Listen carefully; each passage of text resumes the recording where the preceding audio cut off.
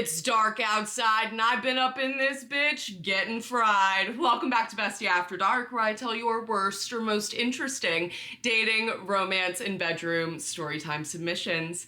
As a reminder, if you would like to get your story to me, please visit ycbestie.com/bad, all lowercase, to fill out my form.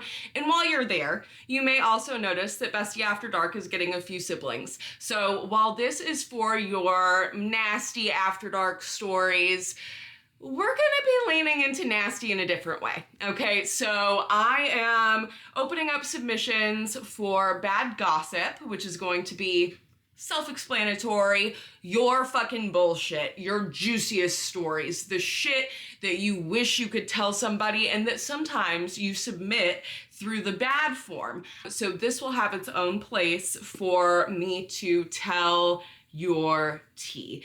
Bad Families is going to be quite a bit more serious. I do also get stories of this nature through the bad form, and I want to make sure that we are holding proper time and space for what could be very well, life-changing or life-altering events for a lot of people. So yeah, if you have a shitty family, go fill out my bad family form. I made it for you. Happy America's birthday. Sorry your party sucked, girl. It's probably because you were a bitch all year. I don't know. The United States of America just very much gives that one girl who is like annoying and rude all fucking year long and then wants you to make a really big deal out of her birthday. And I'm not doing that. I'm not doing that. So I did some day drinking. That was wonderful. And beyond that, I'm good. Per usual, it may be light outside for me, but it's dark out for you, beloved. So I'm having a nice 4 shots of espresso over ice in my bestie mug. Nice. The title of your After Dark story time is, Who the Fuck Did I Date? Just a little bit of background to set the scene about how we met. It's been on and off with this guy for about 2 years, and during this time we'd broken up and I'd moved out of our 2-bedroom apartment that we shared. He was too broke to afford the rent, so we let his friend move in, and we'll call him Alex, to help pay rent. During this time, said guy that I was on and off with tried to get all of my friends and failed miserably. Oh, tried to get with them. I think it's pathetic when they fail. Does that make sense? Like you should be so ashamed of yourself. That's so pathetic. Why would you even try it and then still not be able to? So I did what anyone would have done, and I got with his friend out of spite. That's a good woman right there. Everything started off fine. We hit it off, and I didn't see any red flags at first. The age gap was a little bit big, but I didn't care much. I was 18, and I was told that he was 25. Because people are weird, I always CCAP people to see if they've been charged with anything. Nothing came up with his name. Now, me being me and knowing that he has a BMW and an Audi that he's constantly driving recklessly, it didn't make sense that he didn't have as much as a parking ticket. So I got a bit suspicious, and while he was sleeping, I looked in his wallet. I like you. I decided to CCAP that name, their state court system, and what I found was absolutely crazy. Not only was he hiding multiple charges of DV, strangulation and suffocation, entrapment and kidnapping, and animal cruelty, but he had also been married and divorced twice, and both ex-wives had restraining orders on him. I wonder why. So I end up leaving his ass, because that is not what I signed up for. Then 2 or 3 days later, I find out that I am pregnant with his kid. No! No! Bean agrees. She's just rubbing herself on everything and shaking the cameras, but God damn. I'm pregnant with his kid, and he catches wind, and he beats the shit out of me because I'm refusing to speak to him.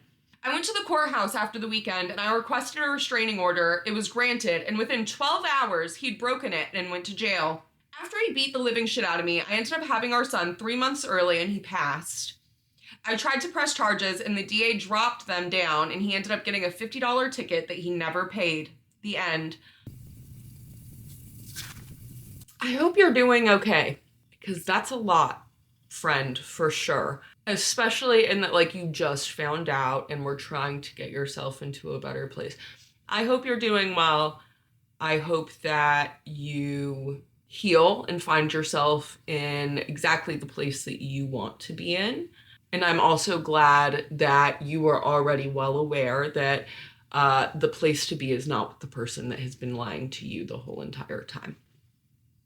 But that really sucks. And I'm sorry that you had to experience that. I mean, that's fucking shitty. So I wish you all the best. The title of your After Dark story time is Professional Con Artist. So preface this to the night that I'm going to go into. I'd been with my partner on and off from November 2022, and technically January, but more in that at the end, and officially February 2025. The event in this story took place in August of 2024. He and I had already been off and on at this point for about 3 months, got arrested at work in June at the clock-in station after he called the police on me for DV. And yes, I did hit him. I did deserve it. He had boxed my car with Fetty while I was picking him up, and my senior 14-year-old cat from the vet after finding out that she had cancer and fluid in her lungs. And while I know that it's not right to put hands on anyone, much less your partner, I don't care. That was my emotional support animal, and I would have done anything for her, including time. I'm sorry, I hate to be like that, but I think this goes back to the common sense thing, right? If you find out that your animal has a severe lung issue, the first thing that you do should not be light up with the windows open and them in the car. DV is bad. Putting your hands on people in general, across the board, wrong. Much less your partner, as you already pointed out. What I would also add, though, is that that's the type of shit that you do and then leave. That's not the type of shit that you do and then stay. I feel like that is a common miscommunication, babe. Like, you're not supposed to... Because this is how I think about it. Okay? You know how back in the day, older women were hitting on men with pans, like their husbands and shit were hitting on them with pans when they acted up? Have you ever noticed that the only women in that scenario that regret having done that are the ones that stayed? I would actually go to the ones that stayed and nothing changed. They thought like this was gonna do it, and then this and that, and then they're so ashamed of having even done it, and I want better for us. So yeah, anyways, I'm not mad at you, but I'm a little bit irritated that you stayed. Anyhow, we have a no contact order put in place, and he proceeds to convince me that he was going to have the state drop it after I undergo anger management classes that never ended up happening. However, because I was dumb enough to leave a paper trail of me talking to him, I got arrested 2 other times. I'd stopped contacting him, but apparently, even if I work at a call center and he's calling from no caller ID to my desk, I would still get in trouble for answering the calls that weren't intentional, even if I were on the clock or had taken them during my lunch. While in and out of jail, because he stole my car, I had just gotten a loan of $17K, my artwork, poetry, and ESA, Gracie May, after he convinced someone at my work to leave my keys with him and ran off to a beach town 4 hours away. I found out after I got released on bail that he'd gotten in a high-speed car chase with State Patrol and wrecked my car. I still picked him up after I got out. Huh? You what? I grabbed my car and took him back up north past Seattle so he could get sober. Newsflash, he didn't, and I'd been in contact with the local sheriff's office saying that they wanted me to turn myself in for being in contact with him on the phone. I then asked, did you guys even bother to listen to the recorded conversation or just saw his number? Was told that it was irrelevant, and I pointed out his sister is threatening to get rid of my cat to teach me a lesson and take out a loan in my name as reparation. He did take out a loan for $25K in my name eventually, but was told they'd review the recording and I was not contacted further in that regard. Anyways, fast forward 8 or 9 weeks after this, we'd been split up, but he still contacted me every once in a while, and I ignored the best I could until he texted me around 8 p.m. By the way, I never gave back Lily's grinder, and I'll be here in town shortly to make a business deal or two, if you will. This motherfucker had taken my deceased best friend's gift to me from 9 years ago, a few weeks before she got rid of herself at our elementary school that was a halfway point between our childhood homes. It was just a random, cheap grinder off of Wish, but I still cherish it, and I have it even after that asshat took it. Anyways, I hadn't thought about the possibility that I could actually get it back, but I didn't want to respond, so I used a Text Now account, and I contacted him and made him leave it on my porch. He decided to go through my backyard and break into my house to return it to me. I obviously freaked out, and I didn't know why he would want to interact, especially after he'd had warrants for running out on court obligations for the chase and crash after he took my car, therefore my stolen property. He then reminded me that he could call the cops on me for a protection order violation, so he wanted me to just sit and listen to him. He then went on a tangent about how I deserve everything that had happened to me and that he was happy to not be with me anymore since he'd found a new girlfriend, Nadia, and was much happier now. He'd met her while doing ice on top of a Safeway in Everett at 2 a.m. So romantic, right? Anyways, I knew that he would shut the fuck up once he knew he'd gotten me, so I genuinely broke down, wanting to just get whatever reaction he wanted over with, and expected that I would be going back to jail, so I started bawling, and I'm telling him whatever it is he wants to get away from me, and then we're done. So he decides to call his girlfriend Nadia. What joy. He excuses himself and said that he'd be back. We'd been upstairs for this conversation, as I hid in my closet when I heard someone breaking into my house, and he found me there. I decided to eavesdrop on the conversation. He was in the backyard in one of the rooms. It was a 2-bedroom townhome connected to 4 other houses. So all the backyards were fenced off, but the layout was exactly the same in each unit. And I had a window overfacing the back. So I propped it up as he was explaining to her that he had just met with Oliver, their special salesperson, and he'd come home after he made his rounds in Arlington with him. So he wasn't sure when he would be back so that he could catch the bus home. And then I heard him say, "Don't worry, I love you and I'll be back home." It was really then that I understood he was not shit and that he had been doing the exact same bullshit play with me for years that he was now doing with her. Obviously, I was really hurt, but so much so that I was like, all right, whatever. I'll just get rid of myself and be done so that he can win. So unfortunately, I started on my legs, just slashing all over, and I kept going until I couldn't really feel them. I didn't even hear him come up, and I didn't realize that he was back with me until he started to scream at me for being so stupid. He tried to get me in the shower to rinse me off and wrap up my legs. He went into a lecture about how he just wanted to be a better partner and that I had just taken his reaction seriously when he first went to jail and tried to tell me that he really wasn't in love with this girl. He only meant to use her for a place to stay and tried to guilt me into the fact that if I hadn't reacted the way that I did, we wouldn't be in this position. If I wasn't just such a terrible bitch who had hit him, we wouldn't have even been here. And I'm thinking about it and I'm getting remorseful, but in the midst of this, I said, well, you told me I deserved all of this. He then proceeded to make moves on me, and I didn't do anything to stop him because I was in shock. The series of events here. There's several different points to get into, right? And I didn't stop him. And I didn't stop him is a big one, right? Because all else aside, you were not in a place to consent, and you would not have wanted to if you were able. And consent is not just a lack of no. It is an enthusiastic yes, which took me a long time to really understand in practice. But yeah, girl, let's finish up this story. After the deed was done with him, I'm still going in on me having to do better for us to get back together. And he started to get dressed. I asked what he was doing, thinking that he was going out for a Newport or something, and I wanted to join, so I start following him. He then informs me he still has a girl to get home to and leaves. I wish that was the end, but it wasn't, because a month and a half later, he went to jail for armed robbery, strong arm, and harassment on his father's house after attempting to take $100K of what I want to be a fucking joke, but no, Pokemon cards and D&D sets. I definitely believe that the dad lied on the exact amount as he was an insurance agent and sick of his kid's shit, but we'll never know.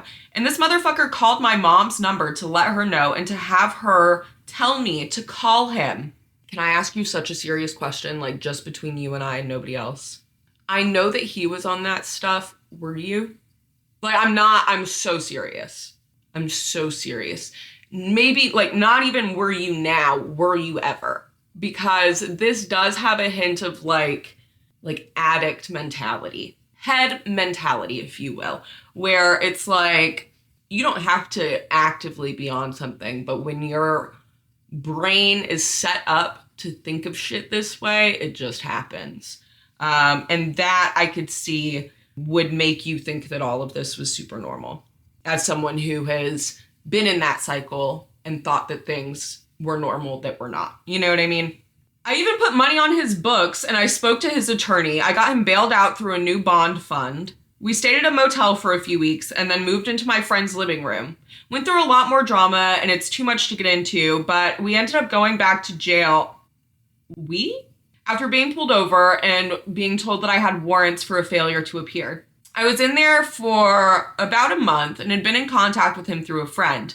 Our last video call ended with me telling him, I love you, please stay safe, and don't do anything crazy. It wasn't until I got to my friend's place of work and grabbed my phone, I went to check a few things, and I realized that he had signed into my Snapchat. I looked at some of the snaps before I realized the messages were being saved that were old chats from him, his friends, and his family, and he had gotten into chats with like his oldest friend's girlfriend saying, I can't believe you're gone, you didn't deserve to go like that. And I just froze. I thought it was a sick prank. Oh shit, he logged into his Snapchat on your phone. I didn't find out until Valentine's Day after I was released a day late because the judge didn't sign my papers. So anyways, yeah, I was on a 5-day bender until the no contact order was up. Did you know that they still keep them in place even after the other person passes away?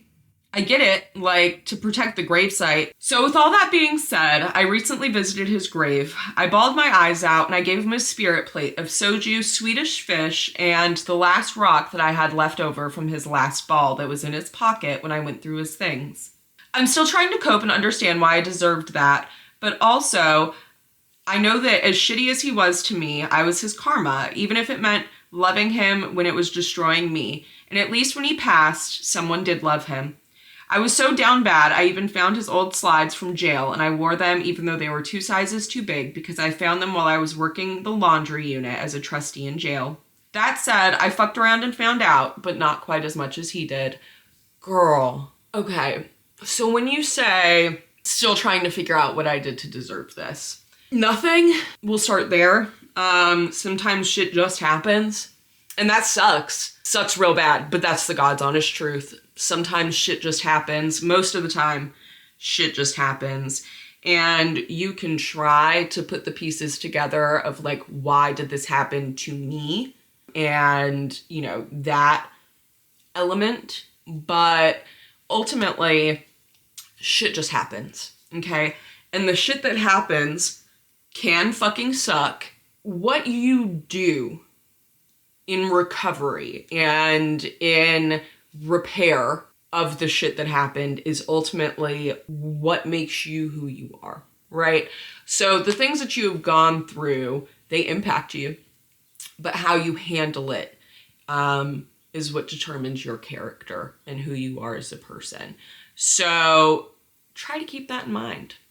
You didn't do anything to deserve this, but now you are responsible for picking up the pieces and for giving yourself the life that you want. The title of your After Dark story time is Permanent Retainers Make Things Complicated. Before I met my current lovely boyfriend, I was seeing this guy that I met online. I drove several hours to go and see him, and I was on my period, so we didn't do anything downstairs, but we were feeling it. So after making out for a while, I went down on him. Now before this, I was not aware that downstairs hair could be straight, and this guy's was very straight, like stuck straight out as if he had been electrocuted. I didn't want to be mean, so I soldiered on, but now to the bad part. I have a permanent retainer on my bottom row of teeth. It's technically a thin wire glued to the back of your teeth. And after we were done, I went to the bathroom to wash out my mouth. But to my horror, there were multiple of his pinned straight, long ass hairs stuck in my retainer. And I had just cut my nails the night before, so I also could not get them out. I ended up having to drive home crying about how grossed out I was, and I plucked the hairs with tweezers as soon as I got to my bathroom. Then like 2 weeks after this, he converted to Buddhism and told me that he only used me for my body and was getting rid of all of his earthly possessions. He ended up trying to get me back like 2 years later and tried to convince me to cheat on him with my current boyfriend and was genuinely shocked and upset when I said no. The title of your After Dark story time is, Am I Wrong? Probably. Was it worth it? Yes. I shared a girl's Unclothed pictures all over the internet. I'm gonna be so honest with you. There is such little possibility that I am going to be on your side. Incredibly small chance. This was about 16 or 17 years ago. I'm old, okay? But the story is, this guy was in my friend zone for 3 years before I gave in and we started dating. He was obsessed with me and it was great until it wasn't, as most relationships go. I got pregnant while he picked up some addictions and I had no idea about them until later, but that's a different story.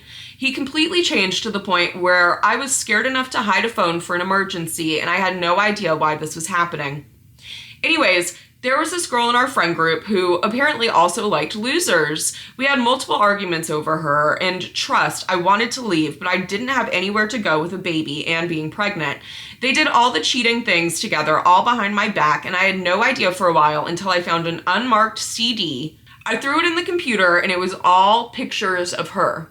Fire red hair all over the place, especially on her booty hole. They both had plenty of warnings that I'm absolutely not the fucking one. And I know I said I was scared, but I'm also stupid. And if there's ammo around, I'm going to use it. So without a second thought, they were posted on the internet. I got phone calls from the cops and everything, and all I could do was laugh. I had the physical copy of these pictures. They were in my possession. So no, I could not remove them. I still stand by that. And I did eventually get out and have a decent life. And last I heard, he was living in a homeless encampment in Oregon while her friend request lives in Facebook purgatory. Yeah, you know how I said that there's like such a slim chance that I would be on your side? I was exactly right. Because this is definitely a heat of the moment ass story. Does that make sense? It does make sense. This is not the type of thing that you do like in right mind and are proud of and stand by, I hope. I understand that she was doing shitty stuff and being shitty, but at the same time, like, we're not talking about right now. And even right now, having things like that leaked could be a really big deal, to the individual involved. It could be life-changing. It's a huge violation of privacy. But like 16, 17 years ago, yeah, like that is a big fucking deal. We did not have easy access to all this spicy proclivitous shit that we have now, where you can just whip out your phone and take some pictures and make a little bit of money on the side if that's what you so choose to do. So go with God, babe. I'm glad that you're doing better, but yeah, this was a good place for you to submit this story because I would not recommend being proud of this in real life. The title of your After Dark story time is Secret Feet Fiend. I was seeing this metrosexual guy in August that I met via Instagram group chat. I love that metrosexual is coming back. All I knew about him was that he looked kind of gay and was moving to Antarctica in November. Baby, you can't look gay. The thing that makes you look gay is having a piece of meat in your mouth, okay? But I know what you mean, but we just need to clear that up real quick. And I love what I can't have, so I was completely attached. He was moving to Antarctica in November. That is crazy. Okay. The first time we met, he came to my city and had already booked a B&B without telling me, and we went to the movies. And midway through the Goonies, I had my foot on his leg, and I looked over, and oh my God, he was totally bricked. I had these cute little kitten heels on, and I looked great, so like, I get it, but during the Goonies? Anyway, we get out, and he asked me if I garden in the most fed way possible, and then he tells me that he's been gardening every day since he was 15. Bear in mind, the only other topic of conversation was his intimate life, and he clearly saw himself as like Hugh Hefner or something, so I didn't really think that there would be any issues in the bedroom, but fast forward to the Airbnb, and he was totally soft, gummy wormed. First time in my life dealing with this, and he said it was because of gardening. But something wasn't adding up, because weren't you just telling me that you fucking suck like Patrick Bateman while gardening daily? Regardless, we had a good night, and he was very touchy on my toes. Well, a month later, I happened to be in his city, so I meet up, and he's renting a room in some upper middle class family's home while he prepares to move in with the penguins.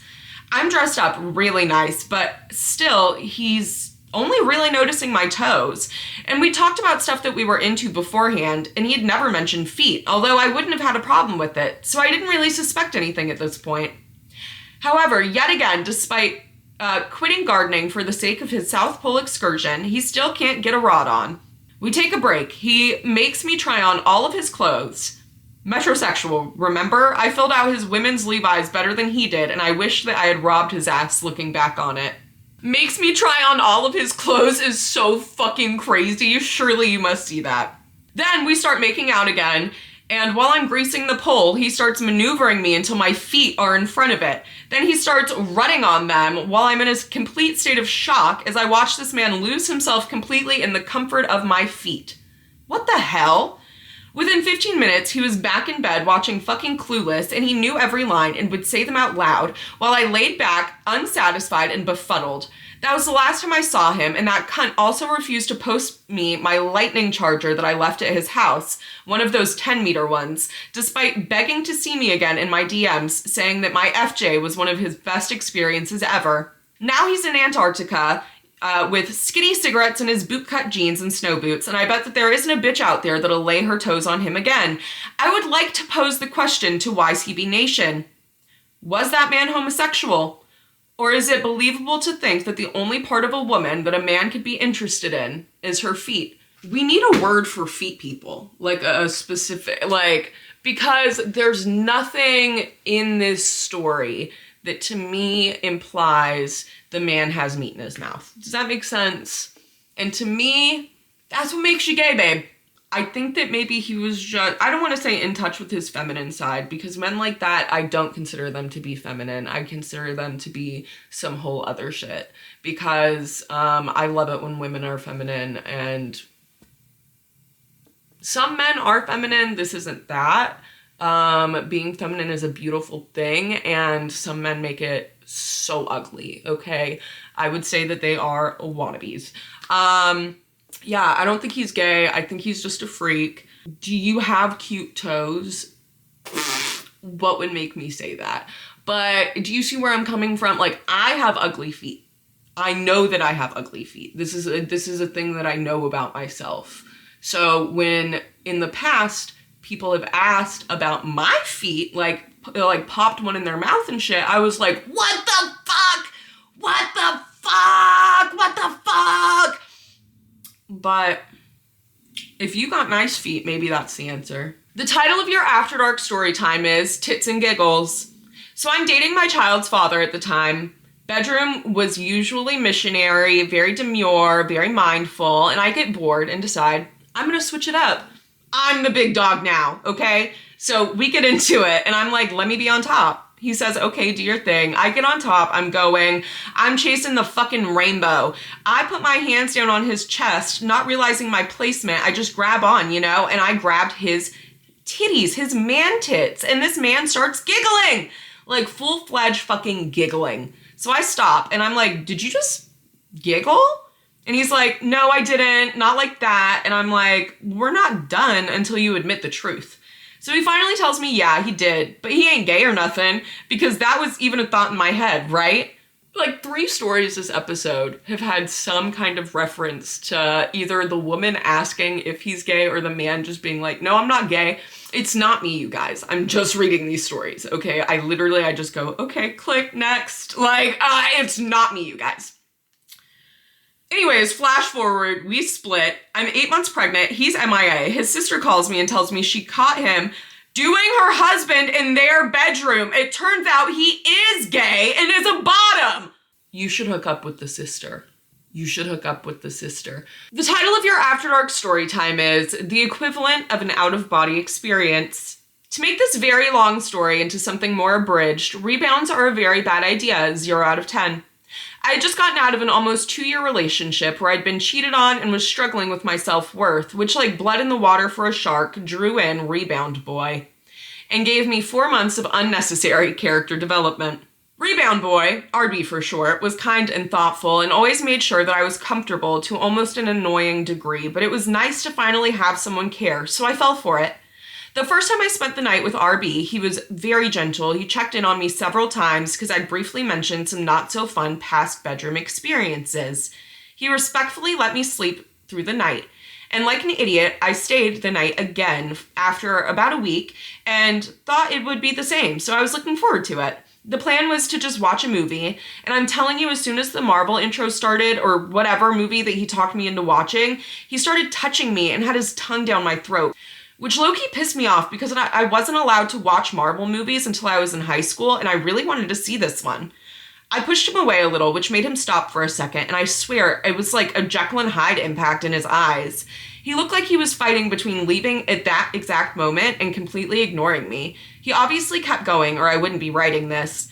He pinned my hands and continued violating my mouth with his rancid Mountain Dew and stale talkie breath. I was literally screaming and trying to move myself out from under him, but he was almost twice my size. I was being suffocated by a slobbering man baby, and I actually disassociated so badly I have no idea how long I was zoned out for before I noticed he was talking to me and I hadn't said anything. Straight up powered down. I remember hearing a fight scene and dialogue from the movie at points during that, but nothing else. To this day, I still don't remember what movie it was, but I definitely fight the urge to puke when I smell talkies. Yeah, girl, fuck that guy and his rancid Mountain Dew breath for violating you. And I hope that you figure out what Marvel movie it was and you get to watch it and you get to enjoy it. Thank you so much for joining me for another wonderful week of Bestie After Dark. I very much look forward to reading more of your stories next week. If you'd like to get your story to me, please visit ycbestie.com. And while you're there, check out my new forums for bad families and bad gossip. If you would like to watch all of Bestie After Dark all at once, you can visit my YouTube channel on Mondays or my website to subscribe for early access and also support me as a creator, which I greatly appreciate. Thank you.